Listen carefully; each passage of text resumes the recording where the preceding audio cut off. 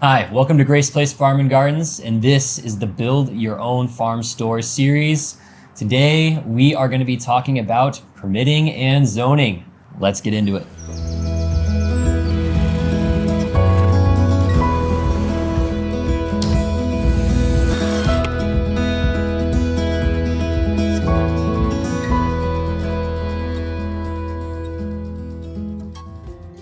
All right, so today we're going to talk about permitting and zoning, and for some of you that might sound a little scary. It did for me when I first started hearing and talking about it, because that seems so big and official, and how do we handle this? So today our goal is to demystify some of that and make it a little more simple and plain on what steps you need to take or consider at least going forward. And I'll say this isn't the end all be all. We're not professionals, we don't have this all worked out, but we're gonna share what we did and what we found to work. So share with everyone our first conversation we had with the county. Well, here we are, we wanna build something. So you naturally need to go and sadly get permission. So we are currently located in the county. We're not formally in the city. So depending on where you're located, you're gonna need to approach the proper governing body to ask, is this something I can do on my parcel of land? If you're in an HOA or if you're in a residential area, it's gonna be totally different than if you're an agriculturally zoned parcel. So we called the county who oversees our land, and we effectively said, we'd like to do a farm store.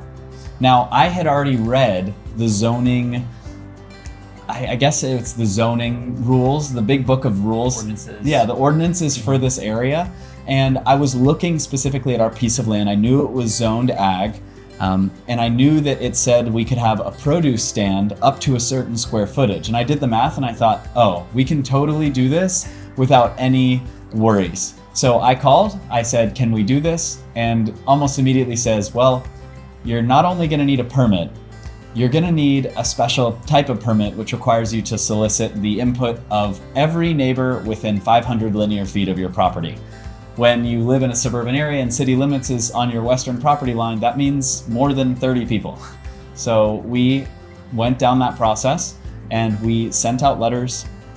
And maybe I'm getting ahead of myself here. No, this is great, because when you're getting into this, you're gonna run into situations or things that you might not expect. And I would say that was one of the things we weren't planning on or thinking about, between reaching out to our neighborhood, working out parking, signage, all these things are important factors to consider. So why don't you share a little bit about how we engaged with our neighbors? Well, I'm glad you asked, because this book was a huge inspiration for Grace Place Farm and Gardens when we got started. This is You Can Farm by Joel Salatin.